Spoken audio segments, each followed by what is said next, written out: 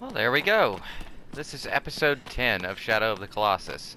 And this is going to be kind of an interesting episode, I think, because I know I've made references before, or at least brought up the fact that this game obviously utilized the initial 3D Zeldas as kind of a starting point of sorts with regards to its, I would say, its world design and to a certain extent the design of the Colossi, specifically in terms of how you approach them, how you fight them. The fact that they're kind of puzzle-based, the fact that they're, that you've got to kind of solve the puzzle of the Colossus before you can really, get around to taking it down. And this particular episode, and the particular Colossus that is featured in this episode, I think is probably the most obviously direct reference to The Legend of Zelda. But while I've mentioned before that, like, the Forbidden Land, the way it's designed, the way it kind of feels, it's very reminiscent of sort of Hyrule Field, just sort of Hyrule in general, from Ocarina of Time. I'm gonna go out on a limb here, and I'm gonna make a bold claim that while the world design may owe a lot to Ocarina of Time, I believe that the Colossi in general owe a lot more to Majora's Mask in terms of the bosses that you fight in that game. Specifically the boss, if you've played Majora's Mask, you'll know exactly what I mean when I say this, Goat. I really feel like with Majora's Mask, Goat in that game is very much a straight up precursor to the what you would later see in this game in terms of the Colossi and in terms of how they function and how they work. I don't think that's a bad thing. Like, I know some people probably would hear that and sort of groan and like, oh no, now he's comparing the game to Legend of Zelda, blah blah blah. But in all honesty, I think it's kind of neat to see how Fumito Ueda and his team kind of iterated on that design template and just sort of said, well, we could do that too, but obviously take it in a different direction, or at the very least take it with a different context. But specifically this Colossus that's featured in this episode, this one, honest to goodness, it really, the whole fight genuinely feels like a straight up boss fight from a Legend of Zelda game. It obviously this game, you don't have access to a bunch of different gear and gadgets and stuff like you would in a normal Zelda game. You've just got your bow and your sword, and you've got aggro.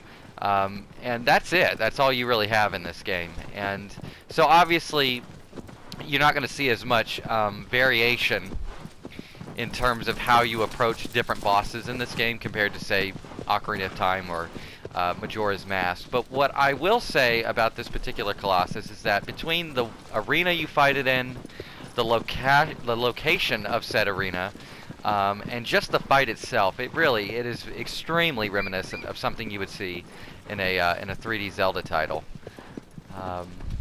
And again, I mean, like, just the way the world is sort of designed, this is an open world in the same way that, like, Hyrule Field and all of Hyrule and Ocarina of Time is a open world, in that you can basically kind of go wherever you want, but you're not really going to get or make any progress unless you're going to the specific locations you are tasked to go to. Again, I think the comparisons are value or have value to a certain extent. I know I've jokingly referred to this game as my favorite not Zelda game on multiple occasions. Because it's very reminiscent of kind of early 3D Zelda games. It's just I think I like this a little more because it's less concerned with different towns and NPCs and little side quests, and it's incredibly focused on the main objectives, which is kill the Colossi. That's it. Matter of fact, though, what I find rather interesting about this is that, all things considered, like, you know, if this game was pulling from, you know, 3D Zeldas like Ocarina of Time and Majora's Mask, which I'm positive they did, it's funny to me that Nintendo would later turn around and pull a lot from this game for Breath of the Wild in terms of visual design, world design, boss design to a certain extent. I mean, like, you know, they're you know, it's very similar to this in terms of its scope and in terms of its overall visual design, and to a certain extent its gameplay design. Though this game thankfully does not have weapons that deteriorate, and there's a stamina bar, but it's not, you know, it's only when you're grabbing onto stuff. It's not when you're running. It's not when you're in a hot zone, things like that. And I'm only doing this right now. You may be wondering, why am I circling this building? It's because I keep hearing the pitter-patter of what sounds like a lizard, and I would very much like to grab that lizard if I can. I won't give it too much time or effort, but I can hear it. I can very clearly hear it. There he is.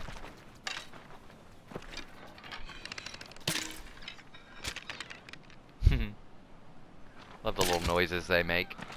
I feel bad about killing them, though. They are very cute. Alright, Aggro. Come on. Aggro. And also, too, fun fact, I don't know if anybody's actually noticed that, but if you, you know, on the PlayStation 4 controller, you hit triangle to call Aggro, but if you press and hold it, the camera will actually move and show you exactly where Aggro is. But this is our destination. This is where Wander needs to go next. And again, I just want you to try to keep in mind the idea that, like, you know, think Zelda boss, and then look at what happens during this fight and tell me that it doesn't literally play out like a straight up Zelda boss that you would see in something like Majora's Mask or Ocarina of Time. Even Wind Waker, I guess, to a certain extent, because Wind Waker would have been out by now when this game was first released back in 2005. I believe Wind Waker released in 2004. Now, thankfully, this game did not bother with the with having a boat or anything like that, which I can be, well, I don't know. I think a lot of people give it a lot of shit to the boat in Wind Waker. I actually really liked it at the time. I still do. But thankfully this game just has a horse. No boats. Alright, but we're going down into this little, I don't know what you'd call it. Just a cave, but it's a cave full of sand.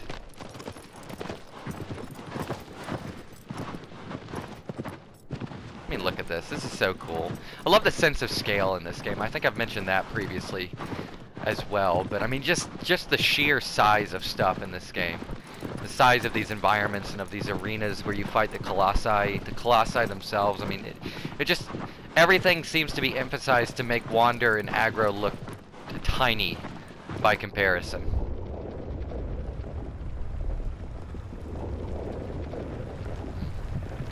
And now we have the 10th Colossus.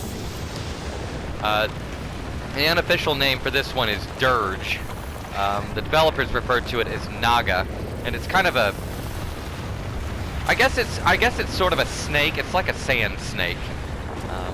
As a matter of fact, what I think it actually is supposed to be, to a certain extent, is in Japanese folklore there is a land snake known as the Tsuchinoko, which is supposed to, if you find one, is supposed to grant you unbelievably good luck. And I believe that Dirge itself is very much based around that idea, because Tsuchinokos, you know, would bury themselves in sand and hide underground. Kind of a neat little bit of trivia there. I think it's rather neat. But here we go. This is Dirge. And this fight is a little more complex than the last one. So you actually have to, you're being chased by him. Whoa.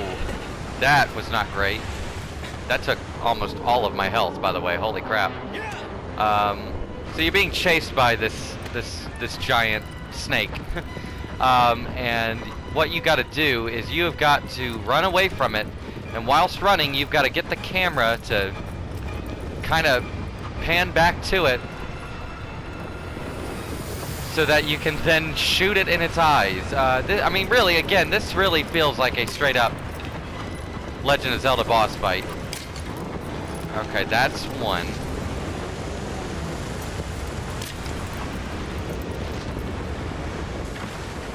Alright, now I can actually get on it. So the scarier part of this is essentially done.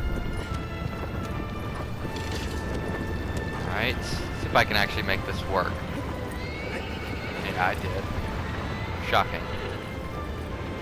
Whew.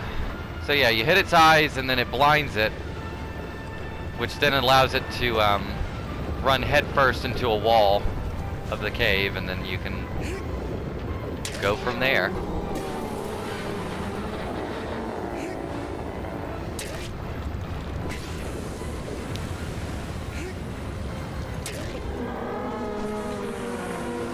Alright. That's the first phase. Come on, Aggro, I need you right now, bucko. Alright. So yeah, and this one also too, the way it works, it is done up into two separate phases. I mean, there's really no difference between the two phases as far as I know. It's still going to chase you and come after you, but now I've got to hit it in the eye one more time. I think I got it.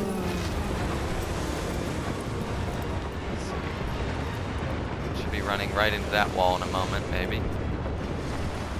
Yeah. Well. Okay.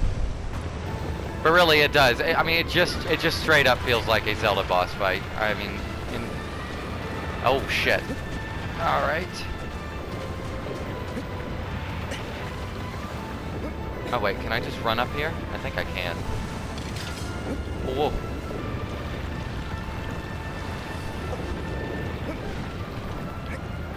Oh.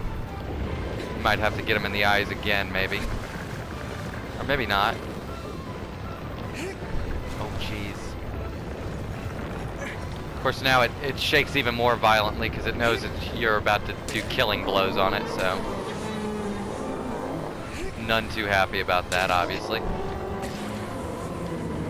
But this will be it. If I can get this last hit. That's it. Alright, so there's Dirge.